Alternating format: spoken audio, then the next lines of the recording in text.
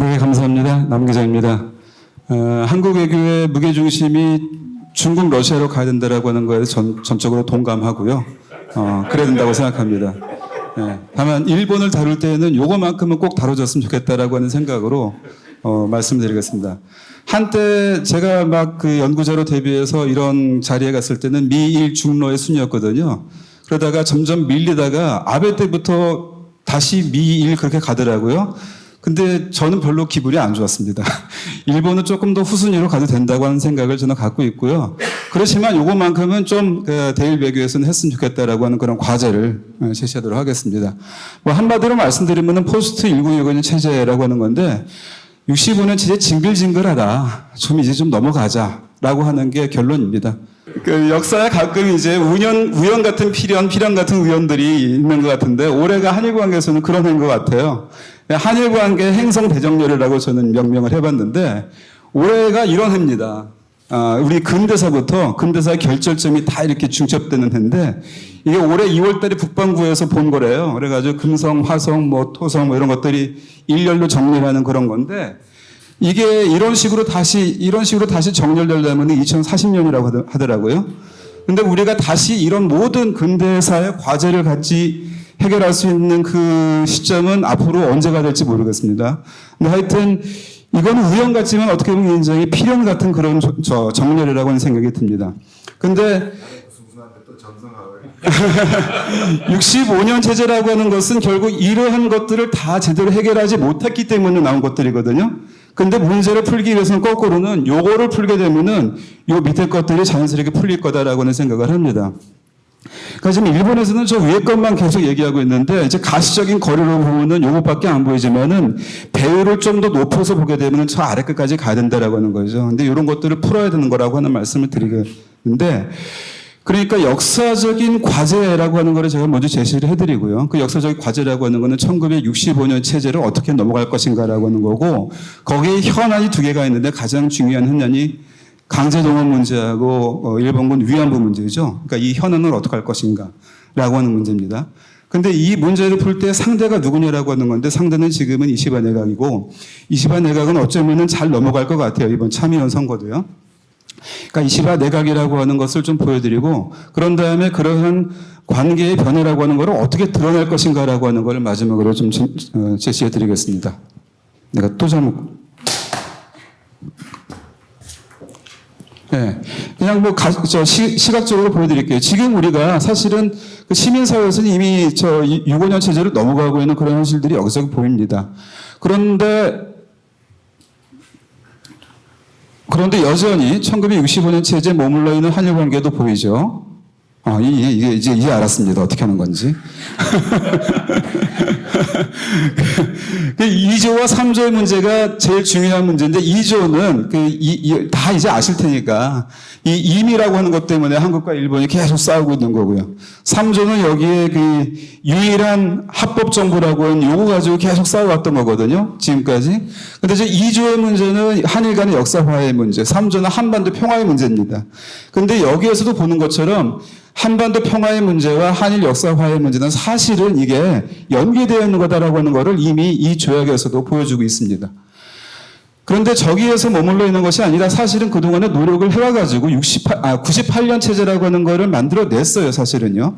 근데 98년 체제라고 하는 것은 과거 즉시 미래지향이라고 하는 원칙을 얘기하지만 사실은 현재 확인이라고 하는 게 매우 중요했고 현재라고 하는 것은 민주주의와 평화주의의 그 합작이었습니다.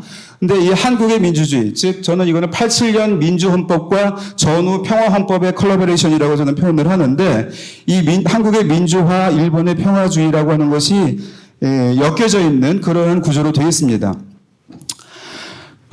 그리고 더 나아가서 이제 2010년도에는 그 간나우도 담화라고 하는 걸 통해 가지고 그 다음으로 갈 수 있는 기회를 만들어 놨는데 아시다시피 아베 때문에 이게 묻혀져 버린 거죠. 역진을 했던 거죠. 근데 거기에 굉장히 중요한 이 문구들이 들어 있습니다. 우리가 이거 활용할 수 있는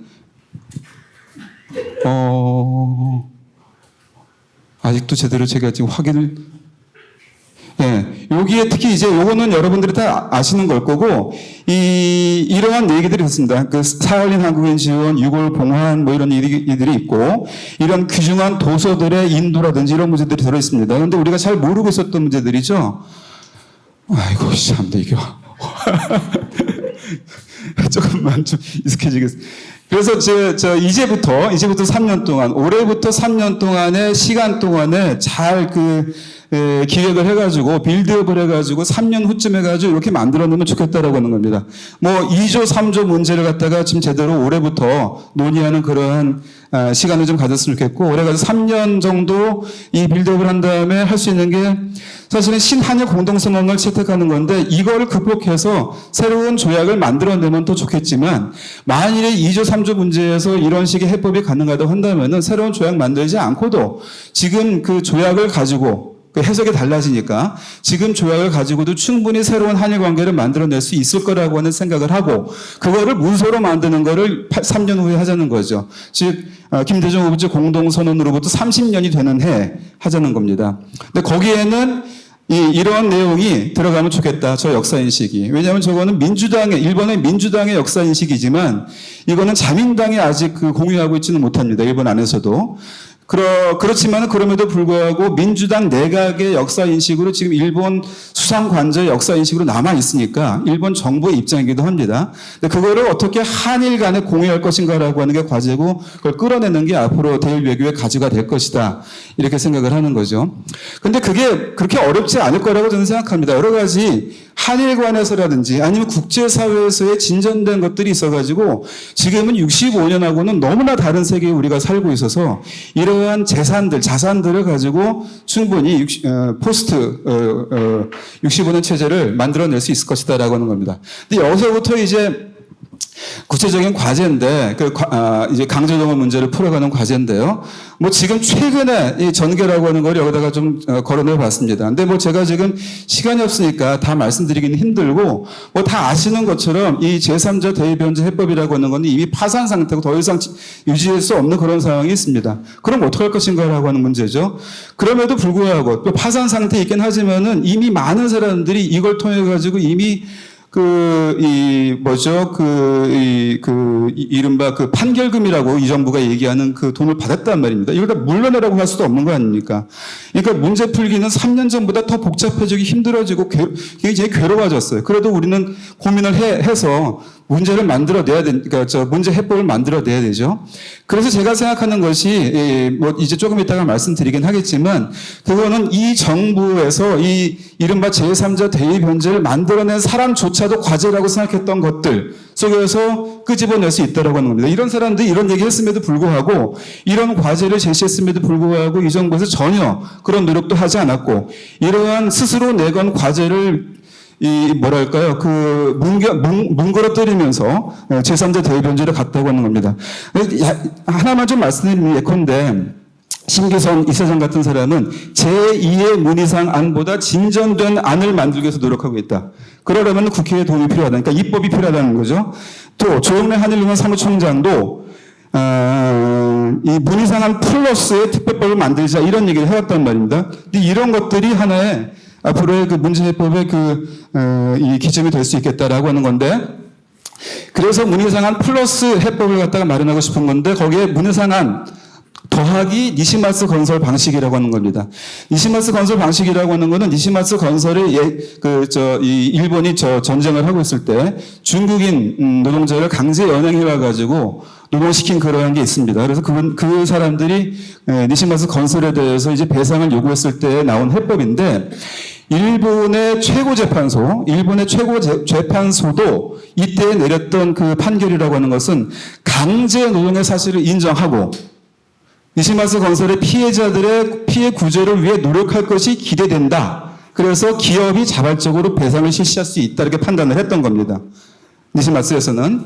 그래서 실제로 그런 식으로 돈을 냈어요. 돈을 냈는데 이게 위자료나 배상의 형식으로 간 게 아니라 피해자들이 가장 원했던 것이 이제 재발 방지와 추도를 위한 그러한 노력이다 그랬기 때문에 그러한 방식으로 피해자들이 재단을 만들면 거기에 지원하겠다라고 하는 방식으로 갔던 거죠. 그러니까 이거는 우리의 이 피해자들과 피해자들을 지원하는 그러한 시민단체들도 원하는 해법 중에 하나입니다. 그러니까 그 방에 너무나 이렇게 자세한 내용이더라. 다 지금 시간 없어가지고 얘기는 못하겠습니다만 저런 방식이 있다라고 하는 거고요. 그 다음에 중요한 거는 위안부 문제인데 위안부 문제라는 것도 지금 우리는 합의는 존재한다. 그러나 문제 해결이 아직 안 됐다라고 하는 이 두 가지 입장을 가지고 있습니다. 그리고 지금 이제 굉장히 중요한 역할을 했던 헌법재판소의 판단이라고 하는 것은 법적인 효력을 지니지 못한 구도 합의에 불과한 것이다. 정치적 합의에 불과한 것이다라는 겁니다. 그런데 국가와 국가 간의 구도 합의, 정치적 합의라고 하는 것은 그것을 이제 완성시켜가는 프로세스가 있고 로드맵 같은 것들을 만들어갈 수 있습니다. 이건 미일 간에도 있고 한일 간에도 있고 한미 간에도 있습니다. 근데 그러한 과정을 앞으로 만들어가면 되는 건데 그러한 노력은 아직은 우리는 하지 않았었습니다. 왜냐하면 이거는 파기나 재협상이나 뭐 이런 걸 갖다가 시민사회가 요구를 했기 때문이죠. 근데 그렇다고 한다면은 차라리 이거를 재존유하는 방식이 있다. 이거를 가지고 싸우자라고 하는 거죠. 2015년 합의라고 하는 것이 무엇인가라고 하는 걸 가지고 일본 정부하고 싸워서 거기에서 우리가 얻을 것을 끌어내자라고 하는 것이 저의 생각입니다. 근데 이러한 방식을 우리가 그 일본에게 요구를 했을 때 일본은 그러면은 과연 이거를 갖다가 받을 만한 여지가 있는가라고 하는 건데 다행히도 아베나 기시다와는 이시바는 조금 다르다라고 하는 것을 결론적으로 말씀드리고 싶어요. 물론 이시바도 다시 아베나 기시다 쪽으로 회귀할 가능성도 있습니다. 그럼에도 불구하고 우리가 이 이시바 내각을 어떻게 접근할 것인가, 어떻게 끌어낼 것인가라고 하는 가능성이 남겨져 있는 내각이다라고 하는 것을 말씀드리고 싶고 그 가능성의 하나의 이유로 제가 드는 것은 예컨대 지금 이 이시바 내각에서 이시바시 탄산, 이게 이름이 비슷하죠? 헷갈리지 마세요. 이시바시 탄산이라고 하는 예전에 일본 정계에서 굉장히 의미를 가지고 있던 정치인을 존경하고 그의 사상을 배우자라고 하는 그룹이 있는데 그 그룹이 이시바 내각에서는 좀 약간 비중이 있는 자리에 들어가 있다라고 하는 겁니다. 그러니까 이걸 가지고 우리가 봤을 때 아베나 기시다하고는 컬러가 약간 다르다라고 우리가 얘기할 수 있는 것이고 이런 사람들을 상대로 해가지고 좀 우리가 비집고 들어갈 수 있는 틈이 존재한다라고 하는 말씀을 좀 드리고 싶은 겁니다. 이시바 내각의 한이 대한 인식도 그렇지만은 대북 인식이 특히 우리는 끌어낼 수 있는 그런 소지가 있다. 이건 여러분에게 제가 많이 얘기했기 때문에 잘 아실 거고요. 북일 관계에 대한 그 이시바 내각의 새로운 생각들 이런 것들 우리가 끌어내면 되겠다라고 하는 생각을 가지고 있고 시간이 별로 없으니까. 그러면 우리가 구체적으로 무엇을 할 것인가인데요. 행동인데요. 강제동원 배상 문제, 일본군 위안부 문제, 북일 수교라고 하는 이러한 세 가지의 세트를 가지고 대일 외교를 전개를 하고 이거를 끌어내기 위해서 마중물로서 지금 문제가 되고 있는 유해송환 문제, 그다음 몽일도 원도 같은 경우에도 지금 거의 해결의 가능성이 존재하고 있는데 일본 정부가 지금 닫아놓고 있는 상황이거든요. 그러니까 일본 정부의 그 닫아놓은 상태를 좀 열으라고 하면은 이 민간에서 충분히 해결할 수 있는 상황까지 우리 가 있습니다. 지금 독일에서도 지금 금강산 전문가 이거 돌아왔는데 연구임대라고 하는 형식으로 돌아왔는데 그런 세계적인 그 경향이 있으니까 충분히 할 수 있는 거고 그다음에 제4차 일본 대중문화 개방이 아직은 완료되지 않은 부분이 있습니다.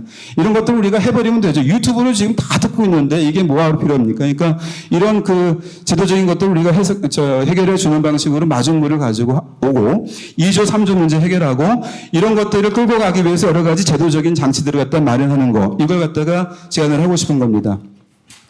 그래서 이거는 좀 넘어가고요. 자, 그래서 이제 사실은 화해의 주체로서 시민사회가 전면에 설 수 있다. 일본 기업과 시민사회가 만들어낸 그러한 화해의 그 과정이 있다라고 하는 것도 제가 소개를 하면서 이런 거를 갖다가 한국과 일본 정부가 할 수 있도록 끌어내는 그러한 노력들을 하는 게 좋겠고 마지막으로 그럼에도 불구하고 국가와 국가 간의 외교 행위로서 어떠한 그림을 만들어내는 건 굉장히 중요하다라고 하는 겁니다. 근데 일본이 그런 것들을 아는 게 아니에요. 오바마를 갖다가 히로시마로 불러서 히로시마 원폭 기념공원 앞에 와가지고 이 연설을 하게 만들고 연설 끝난 다음에 오바마가 내려가가지고 이 피폭자 단체의 대표를 갖다가 만나서 끌어안고 쓰다듬으면서 그 얘기를 다 듣고 하는 그런 과정이 있었습니다. 이런 거를 왜 못합니까? 그 다음에 그 다음에 우리가 한때 아베는 그 피해자들 앞에서 무릎을 꿇어놨더니 일본 사람들이 막 노발대발하면서 이렇게 그런 게 어딨냐 그래가지고 막 그랬던 적이 있죠. 아니, 아베 가가지고 미국인 노병 앞에서는 무릎 꿇고 이렇게 사죄를 한 적이 있단 말입니다. 이런 그림을 갖다가 할 줄 알면서 못하는 거죠. 이거는 이제 바로 1년 전에 2015년도 12월 달에 위안부 합의가 있었습니다. 위안부 합의 때는 문장으로는 아베 내각 총리 대신은, 아베 그 수상은 총리 대신으로서 사죄 반성한다. 이렇게 문장은 돼 있고, 그러면 진짜 화해했느냐, 사죄했느냐 이렇게 물어보니까 박 대통령한테 전화했다 그래요. 근데 전화했다라고 하는 거는 아무도 확인할 수 없습니다. 근데 그런 식으로 하지 말고 사죄라고 하는 것이 정말로 의미를 가지려면은 진솔한 인정, 사실의 인정과 그 다음에 바로 이어서 그것을 직접적으로 피해자들이 볼 수 있는 그런 형태로 하는 게 굉장히 중요한데 그런 것들이 여태까지 한 번도 안 했다라고 하는 거니까 이런 것들을 만들어낼 수 있도록 일본 정부를 적극적으로 끌어내면 좋겠다라고 하는 겁니다. 그런 가능성이 아베나 기시와는 달리 이시바에게는 조금 열려 있다. 우리 정부가 할 수 있는 것들이 있다. 이렇게 결론을 내리겠습니다. 감사합니다.